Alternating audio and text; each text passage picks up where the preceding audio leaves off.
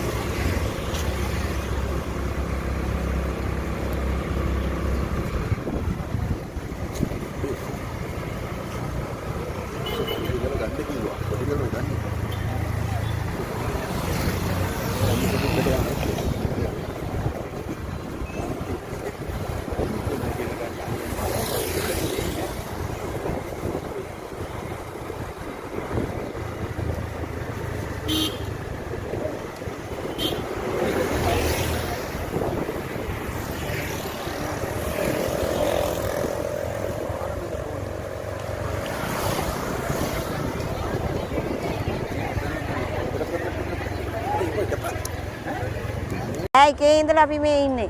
ඒ තාම දරදා වඳින්න බැරුණා කන්න බොන්න වතුර නම් තියෙනවා.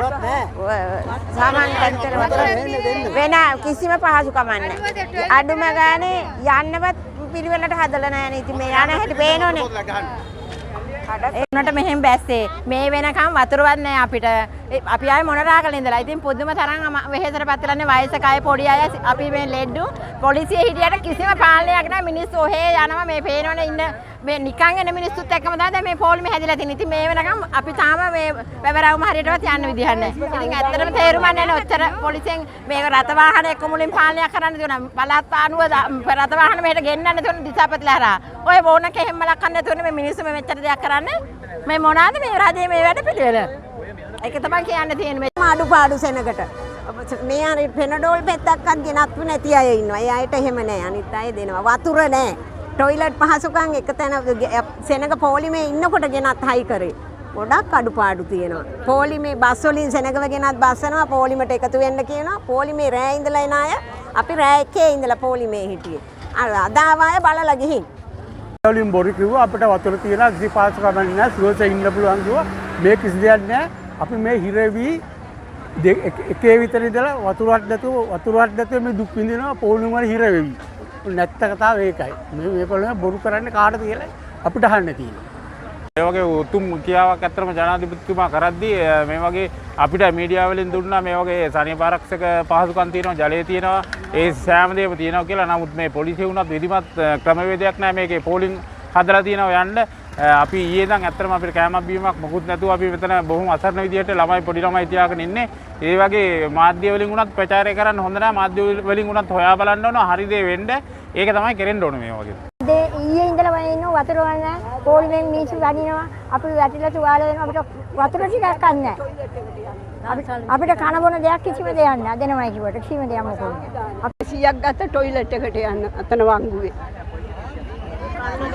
කන්න නැහැ, බොන්න නැහැ, කලන්තේ හැදුනා වතුර බින්දුවක් නැහැ. නියම සංවිධානයේ ටීවී වල ඔයලට පීන ටීවී වල අපි හිතුවේ නෑ මෙහෙම වෙයි කියලා. ඔව්. ඊයේ රෑ ඉඳලා ඉන්නේ කන්නත් නැහැ, වතුරත් නැහැ, මොකුත් නැහැ. වැවරවුම කියන රතු බෝක්කුව ගාව මේ පිට ඉන්නවා මේ ඉන්න සෙනගෙන් 4-3මාරක්. අනිත් භාගේ තමයි තුල ඉන්නේ. ඒ අයට අඳුම ගානේ පොලිස් නිලධාරියෙක්ව කිසි කෙනෙක් නැහැ. සැලැස්මක් නැහැ. මේ බලන්න මේකේ හැටි. ඒකට මේ මිනිස්සුන්ට වතුර බෝතලයක් ගෙනහල් දෙන්නේ නැහැ. නමුත් මේගොල්ලෝ දැනුවත් කරන්නේ අපි මං ඇවිල්ලා ඉන්නේ ඇවිලි පිටියේ ඉඳලා. අපේ පවුල ඇවිල්ලා එක්කෙනෙක් කලන්ත වෙලා වැටුණා දැන්. අඩුම ගානේ මේ අපි අඬ ගැහුවා පොලිස් නිලධාරීන්ට එන්න කෙනෙක් නැහැ. ඊට පස්සේ ගිහිල්ලා කඩේකට අපි එක්කන් ගියේ. දැන් අපි දෙන්නෙක් අපි ඉන්න තැන කලන්ත වෙලා වැටුණා. ඒ හොයන්න අඩුම මොකද මේ හරි අඩුම ගානේ මේ පාර හරි හදන්න ඕනේ මෙතන. අපි කියන්නේ අඩුම ගානේ ක්‍රමවේදයක් තියෙන්න ඕනේ අපි මහත්තයෝ. මේ අහිංසක මිනිස්සුනේ මේ දන්තදාතුන් වහන්සේ වඳින්න නෙන්නේ. ඒක ඔබතුමාට ගොඩාක් පිං ගොඩාක් ස්තුතියි. මේ ක්‍රමවේදය හදන්න කියන්නේ. ඊයේ රෑ ඉඳන් කට්ට කාලා අපි මෙහෙම අපිට අද බලන්න නොලැබුණොත් කමන්නේ අපි හෙට හරි බලනවා.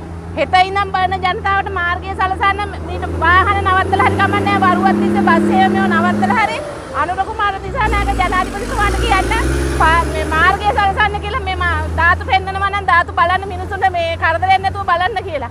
මිනිස්සු ගොඩක් දුක් විඳලානේ බලන්නේ. ගොඩක් දුර ඉඳන් එන්නේ. අපි උනත් ගොඩක් දුර ඉඳන් ඊයේ රෑ ඉඳන් පොලිමේ ඉන්නේ. ඒ හින්දා කියන්නේ මාර්ගය හොඳට සලසන්න කියලා. නිකම් මේ වාහන වලට විතරක් යන්න පොලිසියෙන් ඇවිල්ලා වාහන අයින් කරනවා මිනිස්සු දිහා බලන්නේවත් නැහැ. එහෙමද කරන්න ඕන? වෙන්දට තියෙනව නේද? දැන් පෙරහැර බලන කාලට හොඳට සලසුමක් තියෙනවනේ. ඒ වගේ මේ ධාතු බලන්න ගොඩක් දුක් විඳින්න ඕන. මොකද පෙරහැර හැම අවුරුද්දකම බැලුවා කිය අපිට. ධාතු බලන්න බෑනේ.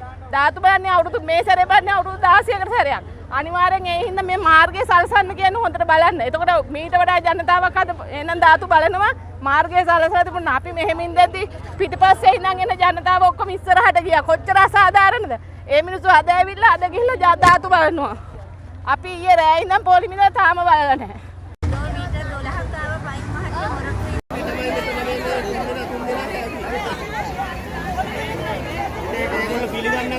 ප්‍රශ්න හැම මේ වගේ හැම ප්‍රශ්න හැම වෙලාවම